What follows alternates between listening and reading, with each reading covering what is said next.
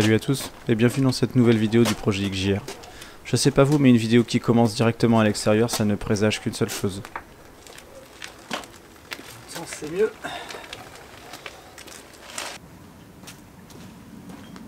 Et encore plus quand on commence directement par poser une nourrice d'atelier dehors et un bidon d'essence. Vous voyez où je veux en venir ?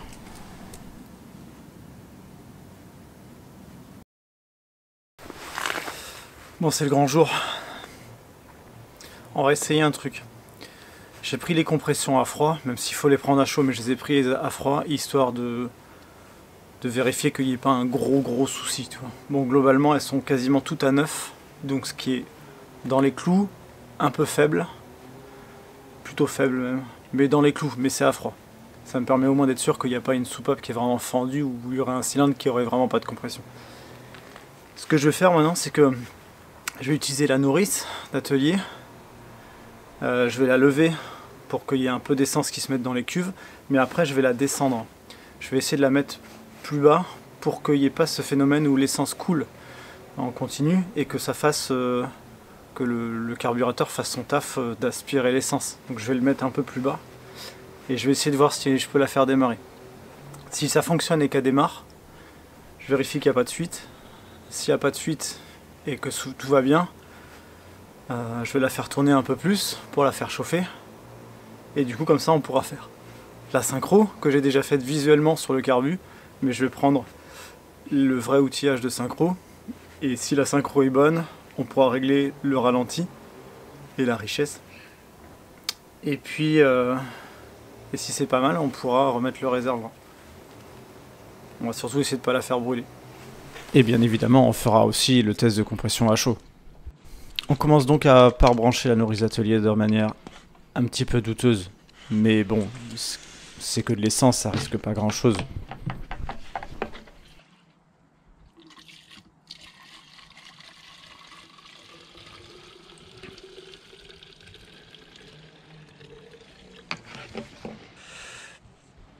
Bon, ce qu'on va faire du coup c'est ça, on va lui faire se remplir un peu.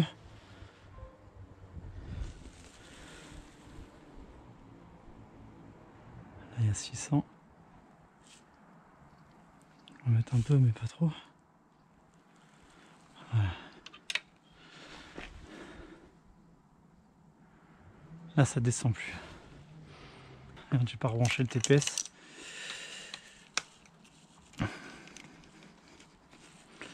Que j'ai bien évidemment réglé.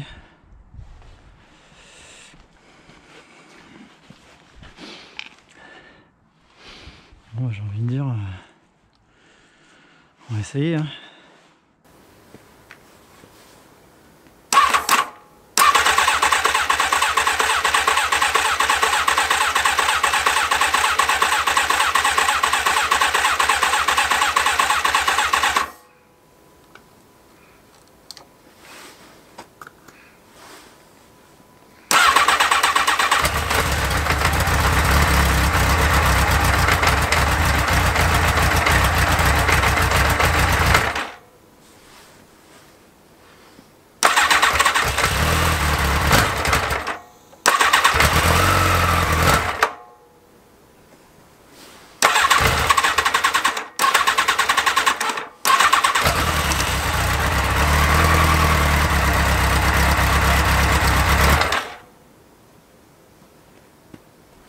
Dès que je mets les gaz, elle colle.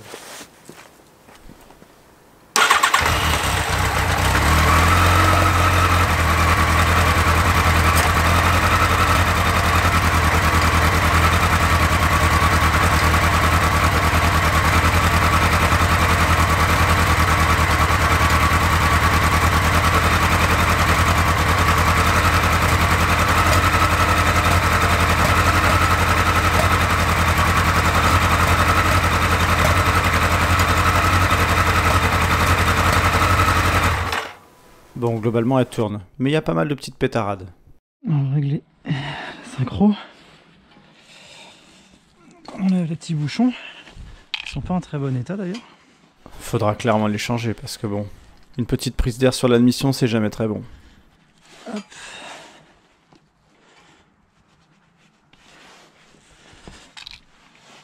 Numéro 3. La richesse, la synchro, normalement, je l'ai quand même fait de visu. Donc bon. Ce tuyau là, j'aimerais bien le changer, il est pas beau. Mais je pense que j'ai pas le bon diamètre.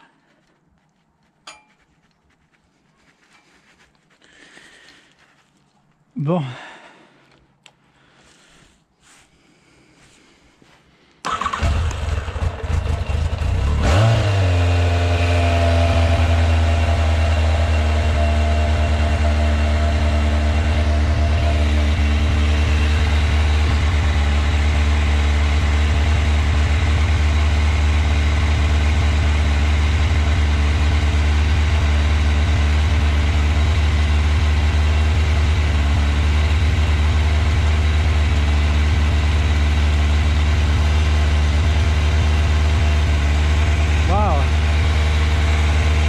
C'est pas mal.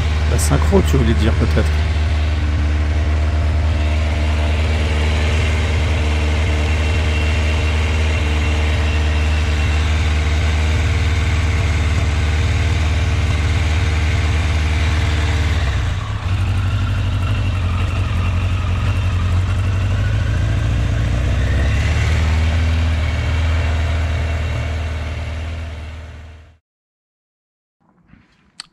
Ça brûle de l'huile.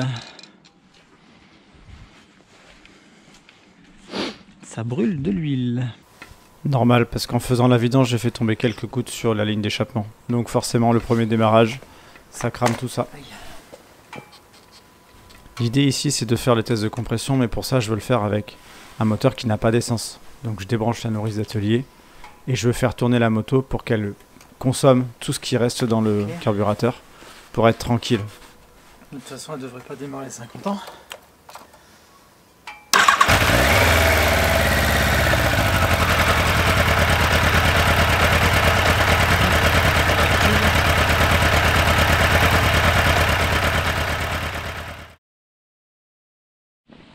Bon, on va faire la compression.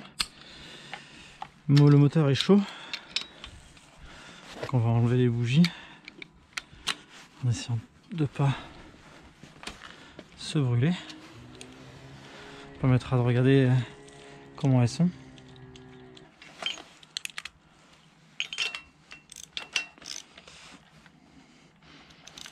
Enfin, que je vérifie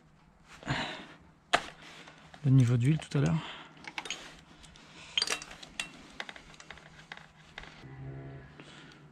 Celle-là, niveau couleur, elle est nickel. Grise. Enlever les extrémités parce que c'est plus facile. Fait quand même des petits bruits, des clics clac clac, c'est un peu bizarre. Je sais pas si c'est la boîte ou est-ce que c'est la roue libre du démarreur qui fait des bruits. Je pense qu'en tout cas mon relais de démarreur est pas bon. Putain, nickel.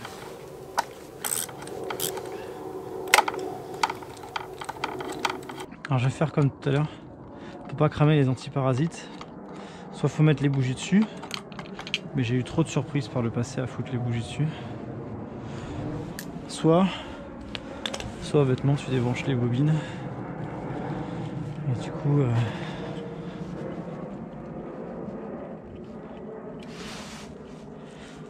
ça, comme ça, pas de problème.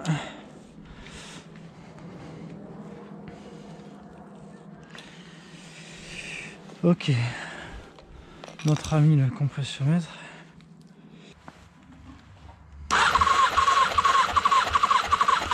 Neuf et demi.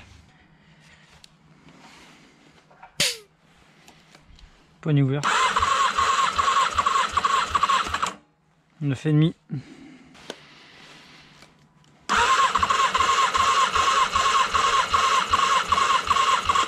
Entre 9 et 9 et demi. Un chouïa moins.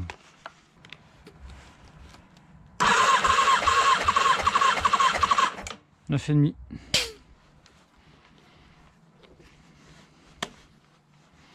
Bon bah niveau bloc on est pas mal.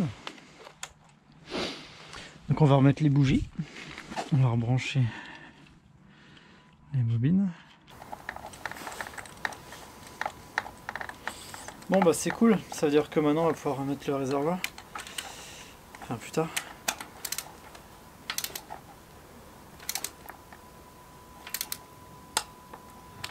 réservoir et écope, et qu'on pourra rouler.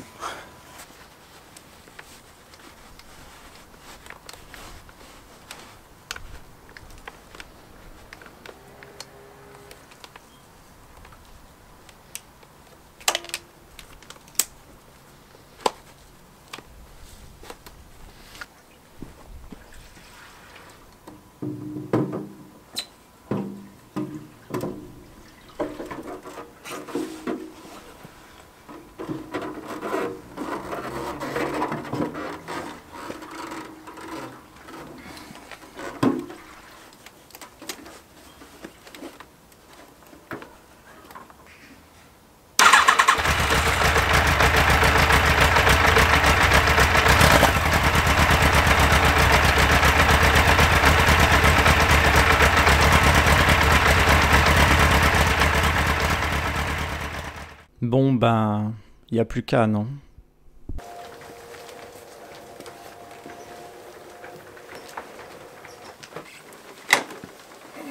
C'est pareil, quand on n'a plus la combinaison de bricoleur, ça présage qu'une seule chose aussi.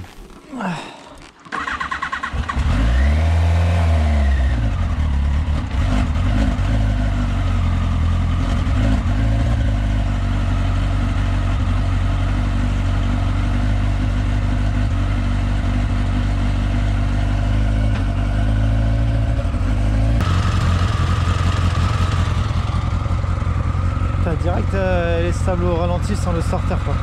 C'est pas franchement normal, ni les cloc-cloc qu'elle fait aussi.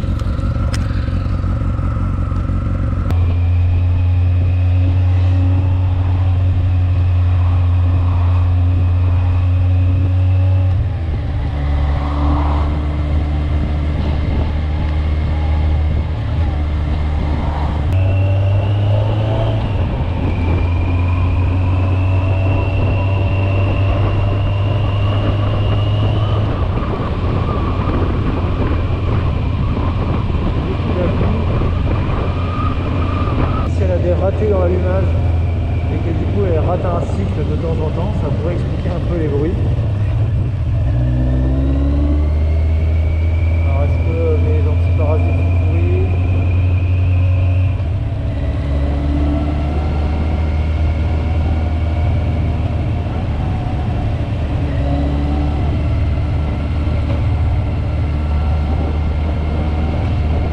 que c'est du côté des antiparasites? Elles m'ont donné des valeurs un peu cheloues, donc je suis pas sûr qu'elles soient en très bon état. Après j'ai lu un peu de tout là-dessus, il y a des gens qui les changent systématiquement quand elles n'ont pas les bonnes valeurs, et d'autres qui disent bah ça marche, donc voilà. Globalement la sortie a été courte parce que le moteur est bizarre, des comportements un peu bizarres. Bon là l'idée d'aujourd'hui, elle est toute simple. La moto elle a roulé quelques kilomètres, une dizaine de kilomètres, je me suis rendu compte qu'il y avait plusieurs soucis, donc il y a des pétarades aux décélérations, donc je me suis dit qu'il y a un problème de richesse. Elle a toujours ce problème où elle a un ralenti qui est un peu instable et même quand on roule, on sent un peu des à-coups, c'est un peu chelou. Et quand elle tourne au ralenti, là, on l'entend. Donc j'ai l'impression qu'il y a un cylindre qui saute. Donc déjà, il va falloir qu'on fasse un deuxième test. Et après, le ralenti était correct. Et puis dès que la moto a commencé à être chaude, c'était what the fuck sur le ralenti. Donc il faut que je rattrape le ralenti. Donc j'ai posé des questions sur le forum XJR, j'ai pas encore eu trop de réponses. Par contre, j'ai pas mal potassé, pas mal de topics de gens qui ont des cas similaires, etc. Moi, partout sur le manuel, ils disent que c'est un tour et demi sur la richesse. Sauf qu'en fait, partout sur les forums, je vois qu'eux, ils conseillent plutôt 3 tours. Il y en a qui travaillent sur des valeurs entre 2 et 3. C'est très varié. Donc, dans tous les cas, je ne vois personne tourner avec 1,5 ou 1 comme moi j'ai. Vous savez maintenant pourquoi? Parce que le manuel d'atelier, c'est celui des 1300. Donc ce que je vais faire, c'est que je vais me mettre à 2, je vais essayer de monter un peu à 2,5 et essayer de voir la différence de comportement pour voir si ça corrige ce genre de truc. Deuxième chose, on m'a dit que j'avais peut-être un problème de prise d'air. Alors entre le carburateur et le moteur, j'en vois pas. C'est vraiment bien serré, c'est bien tenu, etc. J'en vois pas. Par contre la boîte à air, les cornets qui sont à fixation de la boîte à air, ceux qui sont sur l'extérieur sont pas en très bon état. Donc c'est un petit peu la loose. Donc, mais je considère pas que je vois pas que ça puisse poser un problème s'il y a un peu de prise d'air sur la boîte à air, je sais pas trop. que je vois, c'est que ma boîte à air aussi, je me suis rendu compte que l'ouverture elle a été coupée. Parce que normalement il y a un cornet qui va dans le filtre à air, celle-là a été coupée, donc je sais pas trop ce que ça provoque comme changement. Qu'est-ce que j'ai vu d'autre? Les antiparasites, j'en avais un qui était mal branché, bon, ça a pas l'air de bouger, je vais voir. Ce que je vais faire, c'est que je vais mettre à 2 tours, la faire démarrer, essayer de toucher tout de suite très vite, voir si j'ai une différence de température sur les échappements, pour essayer de me rendre compte avant qu'elle soit chaude si j'ai un éventuel problème là. Et après, je vais essayer de voir ce que je peux faire d'autre. Mais il faut que j'arrive déjà à la foutre sur la béquille d'atelier, et ça c'est sur la béquille centrale, et c'est pas une mince affaire. Donc première des choses, on va changer la richesse. Alors, on va le resserrer. Là on est serré à fond. Je vais vers le haut. Un demi-tour, un tour et demi, 2 tours. Un demi-tour, un tour et demi, 2 tours. Alors un demi, un tour et demi, 2 tours, un demi, un tour et demi, 2 tours.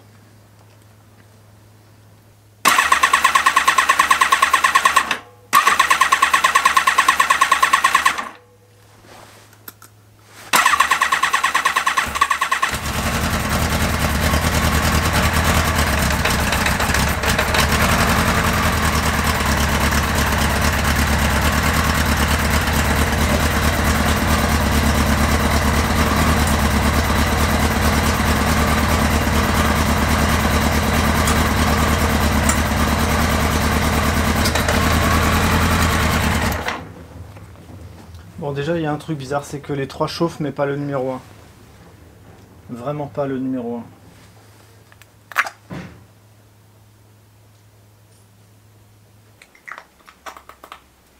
La bougie fonctionne, donc numéro 1, c'est pas ça. J'ai vraiment un problème sur le premier cylindre parce que le collecteur est froid par rapport aux autres. Du moins beaucoup moins chaud. Hein. Donc je pense qu'il y a un problème sur le premier cylindre. Donc la bougie fonctionne, je l'ai mise à côté et il y a de l'allumage. Donc soit il y a un problème où c'est intermittent, mais là j'en avais en tout cas. Donc je commence à me demander s'il n'y a pas un problème sur les carbus. Donc je vais revérifier la synchro qui était normalement faite. On va la vérifier dans le doute et voir ce qui se passe, voir au moins comment elle réagit. Les carbus doivent être vides. On va remettre un peu d'essence. Et on va voir ce que ça donne.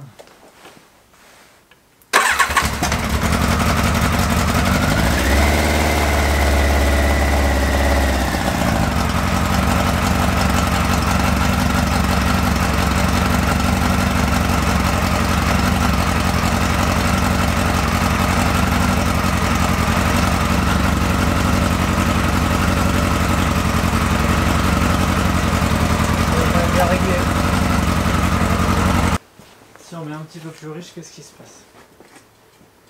Donc là on est d'accord? Ah, il tourne. Attends. Non, on se met à 2,5. On va voir.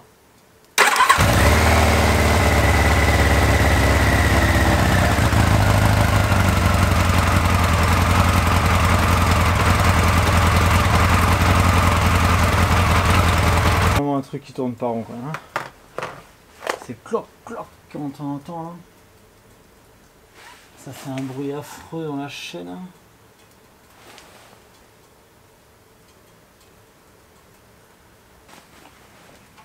Bon bah je redémonte. Clairement la bougie elle fonctionne. Je pense que l'allumage a l'air d'être plutôt bon, sauf s'il a un truc intermittent, mais il a l'air plutôt bon. Donc je revérifierai dans tous les cas les connectiques. Je ferai aussi le point à nouveau sur les connectiques derrière le truc. Mais je préfère avoir le cœur net. Je vais revirer la rampe de carbu, même si ça me fait vraiment chier. Non. Même si, il faut que je dise sans dire de gros mots. Même si ça me fait vraiment suer d'enlever la rampe de carbu parce que j'ai galéré à la remettre. Je vais quand même la virer pour revérifier viteuf surtout le numéro 1 qui du coup serait le cylindre qui pose problème, pour être sûr qu'il n'y a pas un truc bouché encore quelque part que j'aurais pas bien nettoyé. Et pour être sûr, et ça me permettra de revérifier la boîte à air, 2-3 petits détails. Et en parallèle, j'ai quand même ce bruit qui est vraiment chelou, que j'espère qu'on entend sur la caméra, que j'ai filmé avec l'appareil. Ça fait vraiment un bruit de claquement de chaîne. Alors je sais pas si c'est la chaîne de l'alternateur qui fait clac clac à froid, ou est-ce que c'est parce qu'elle a des ratés sur un cylindre, ce qui fait que du coup ça lui met des coups dans la tête, et du coup elle fait ce bruit là. Mais c'est vraiment bizarre. Donc dans tous les cas, tant qu'elle tourne pas rond au ralenti et que j'arrive pas à la régler, hors de question que je roule avec et que je casse quelque chose. Donc je vais vider les cuves et puis on va enlever la rampe. Du coup, c'est que ça ne pourrit pas mon réglage de la rampe.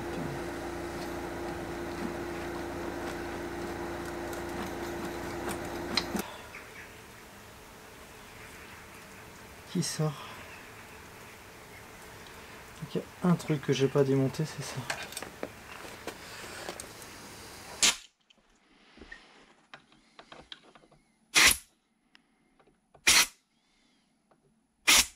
L'idée c'est d'ouvrir les cuves et de passer un petit coup de soufflette dans les gicleurs de ralenti et de gicleurs normaux on va dire. Et surtout les petits trous qui sont à l'entrée du carburateur.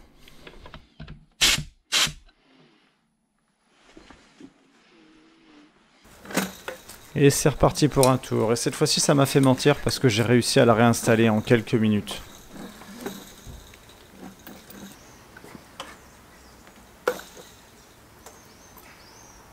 Donc faites attention à ce que les colliers soient bien vers le haut.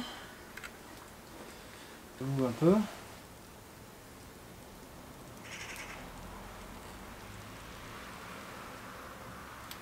Pas en mettre trop non plus. Vérifiez qu'il n'y ait pas de fuite.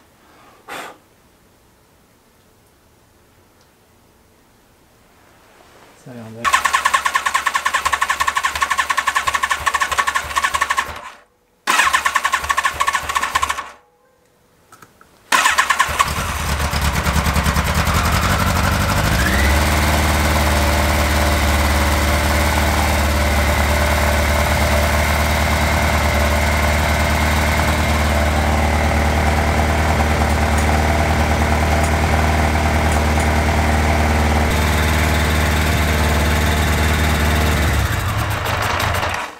Vous entendez ce bruit de casserole? En tout cas, la solution pour le cylindre numéro 1, c'était surtout un problème de richesse et probablement des vis de ralenti un petit peu bouchées.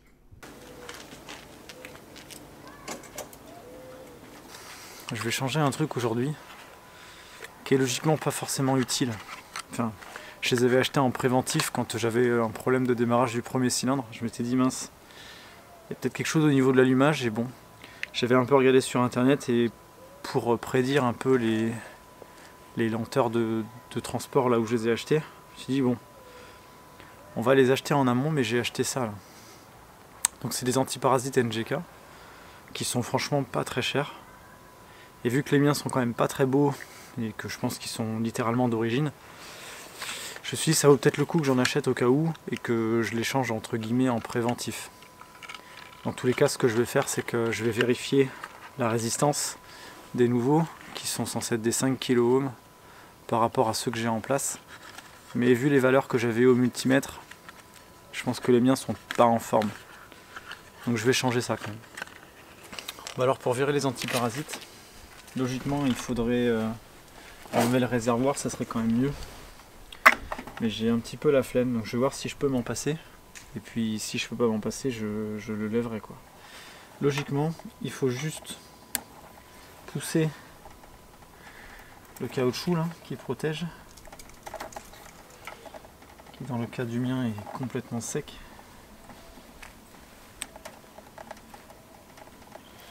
Une fois qu'on l'a retiré, après faut le dévisser.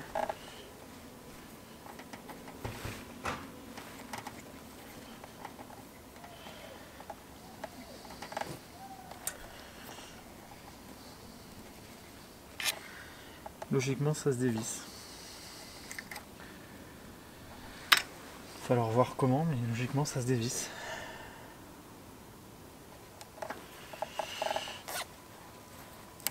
Ouais. C'est un peu collé quoi. Ça peut valoir le coup dans certains cas de couper 1 cm de câble et de le remettre. Bon, à voir. Je vais mesurer sa résistance. Il me dit 8,95. 8,95. Ceux-là c'est des 5.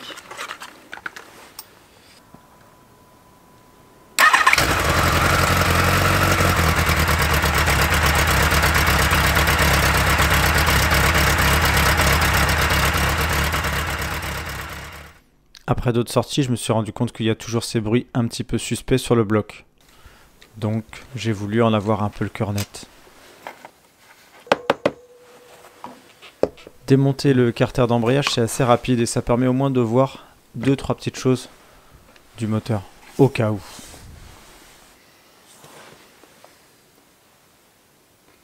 Oh non. Et des fois, ce qu'on voit confirme un peu nos suspicions. Ben, je crois que j'ai trouvé mon bonheur. Est-ce que vous voyez ce que je vois? C'est quoi cette merde? C'est un bout de tôle qui est complètement écrasé. Il semblerait que ce soit une entretoise du carter d'embrayage qui serait tombée lors d'un précédent démontage. Du coup, je vais être franc, j'ai pas eu envie de trop rouler encore avec cette moto et je me suis lancé clairement dans le gros chantier qu'on peut vous montrer par là. Donc clairement la prochaine vidéo, vous savez ce qui vous attend. C'est le début du démontage moteur et d'une réfection moteur complète. Mais ça sera dans le prochain épisode.